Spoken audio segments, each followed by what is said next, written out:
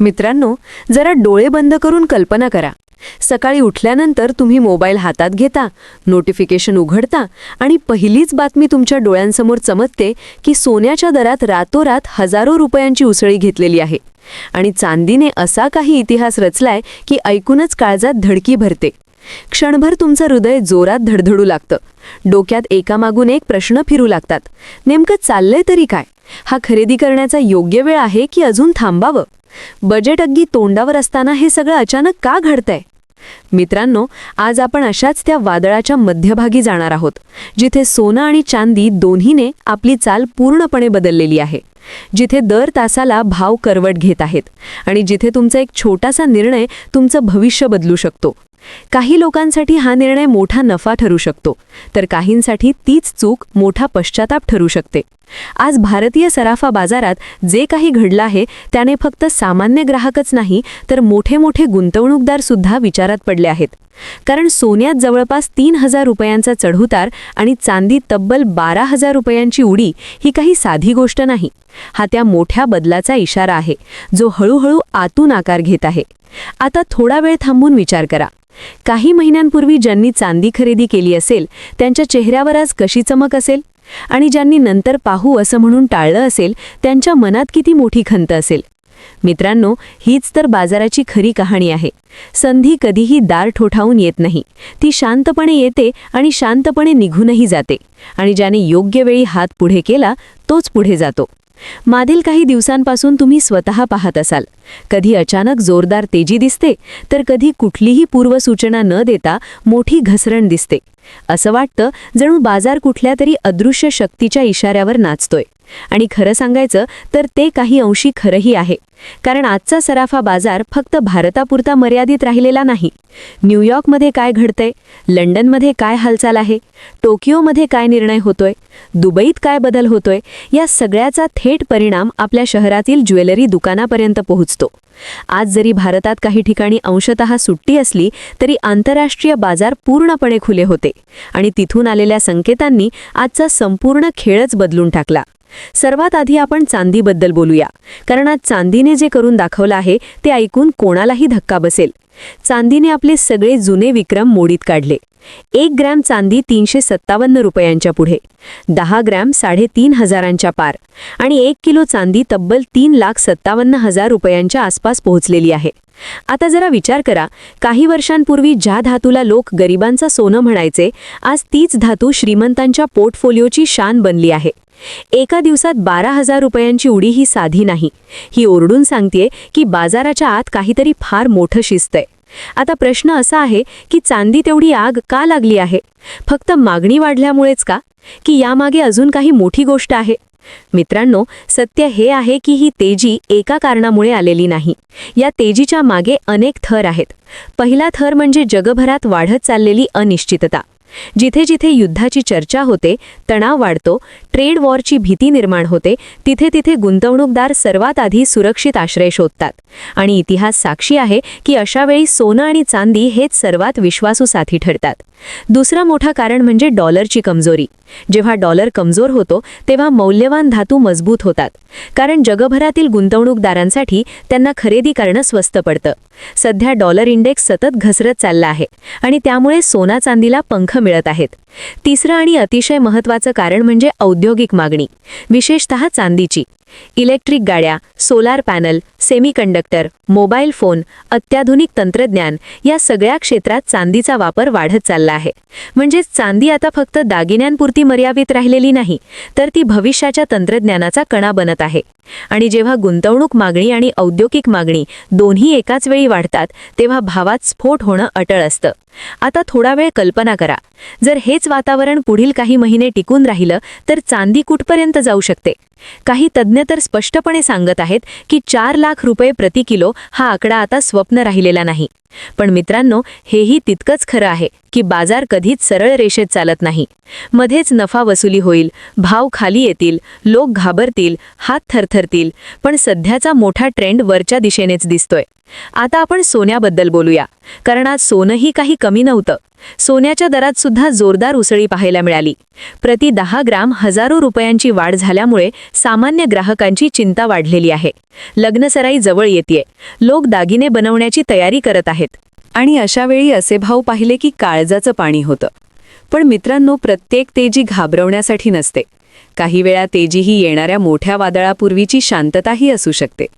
खरा प्रश्न असा आहे की ही तेजी इथेच थांबेल की बजेटनंतर अजून वेगळी रूपं दाखवेल.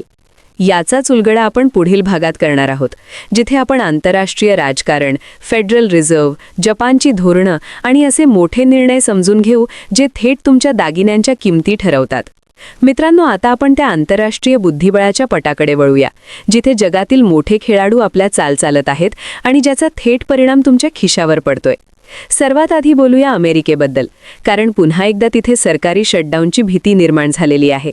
सरकार चालवण्यासाठी लागणाऱ्या निधीवरून राजकीय पक्ष आमनेसामने उभे ठाकले आहेत.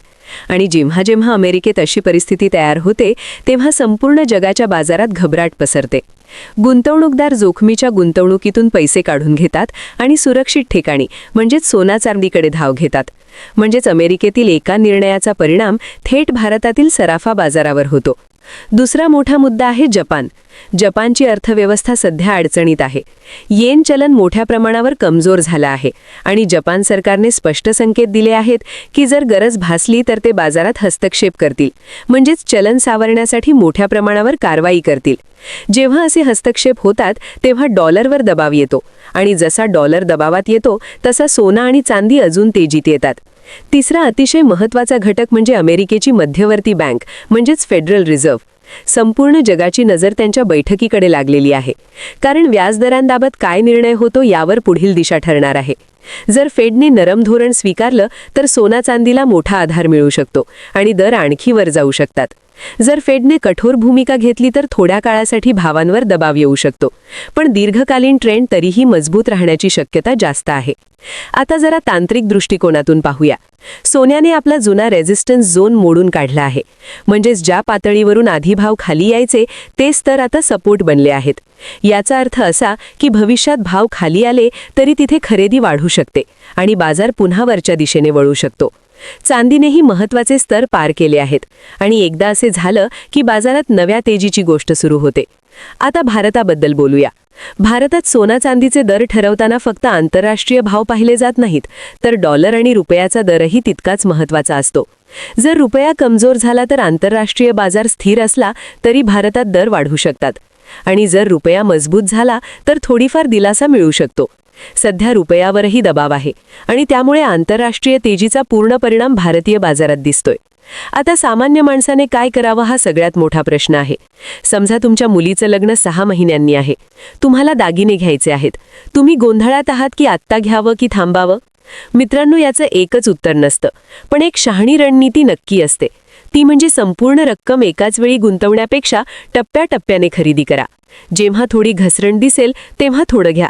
यामुळे तुमच्या सरासरी दर संतुलित राहील. गुंतवणूकदारांसाठीही हाच नियम लागू होतो. ऑल इन जाण्यापेक्षा हळूहळू पोझिशन तयार करा, कारण बाजार जितका वर जातो तितकाच तो अस्थिरही होतो. आता आणखी एक मोठा मुद्दा म्हणजे बजेट 2026. दरवर्षी बजेटपूर्वी चर्चा रंगते की सरकार सोन्यावरील आयात शुल्क कमी करेल, करात सवलत देईल आणि त्यामुळे भाव खाली येतील. पण वास्तव असं आहे की सरकारसाठी सोना हा केवळ दागिना नसून मोठा महसूल स्रोत आहे. त्यामुळे खूप मोठ्या सवलतीची अपेक्षा ठेवणं कदाचित योग्य ठरणार नाही.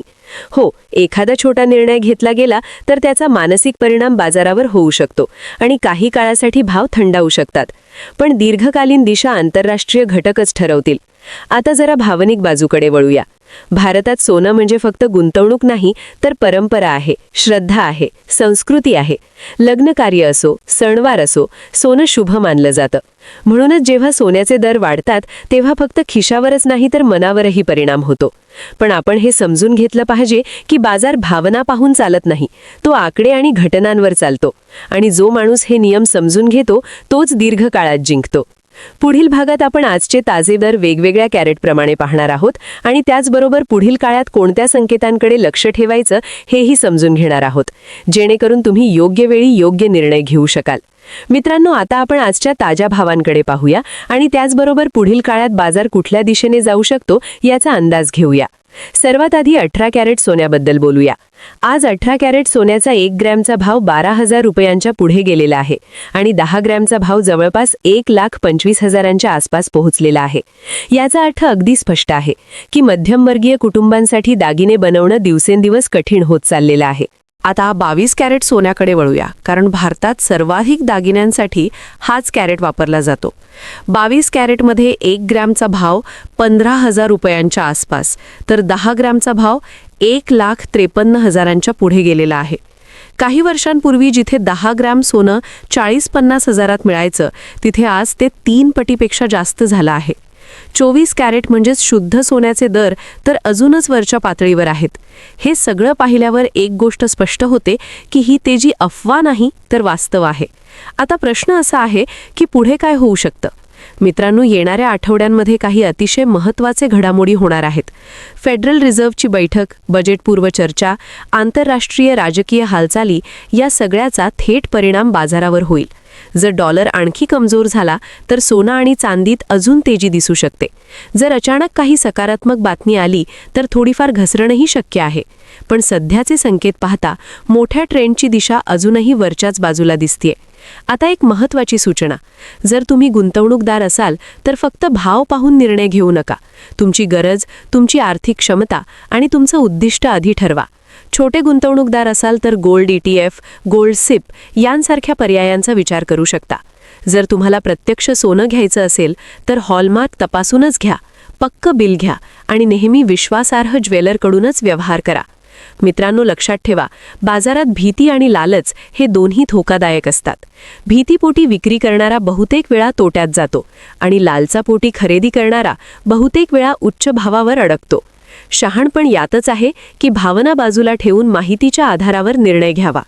आज आपण पाहिलं की एका दिवसात चांदी 12,000ांनी उडाली आणि सोनं नव्या उंचीकडे वाटचाल करत आहे. हे सगळं आपल्याला एकच शिकवतं की बाजार कधीच स्थिर नसतो. आज जे महाग वाटतं ते उद्या आणखी महाग वाटू शकतं आणि आज जे स्वस्त वाटतं ते उद्या आणखी स्वस्तही वाटू शकतं. पण जे लोक वेळेसोबत टिकून राहतात तेच खरे विजेते ठरतात. आता शेवटी तुमच्यासाठी एक प्रश्न, जर उद्या बजेटमध्ये सरकारने सोन्यावर काही सवलत दिली तर तुम्ही खरेदी कराल का? आणि जर कोणतीही सवलत मिळाली नाही तर तरीही तुम्ही गुंतवणूक करणार का? तुमचं मत कमेंटमध्ये नक्की सांगा, कारण तुमचं मतच या चॅनलची ताकद आहे. जर ही माहिती उपयुक्त वाटली असेल तर व्हिडिओला लाईक करा, चॅनलला सबस्क्राईब करा आणि हा व्हिडिओ तुमच्या मित्रपरिवारासोबत शेअर करा, जेणेकरून योग्य माहिती प्रत्येकापर्यंत पोहोचेल. मित्रांनो, इथेच थांबतो. पुढील व्हिडिओमध्ये पुन्हा भेटूया एका नव्या अपडेट, एका नव्या कथेसह आणि नव्या आशेसह. तोपर्यंत सतर्क रहा, शहाणपणाने निर्णय घ्या आणि बाजाराच्या प्रत्येक धडधडीवर लक्ष ठेवा.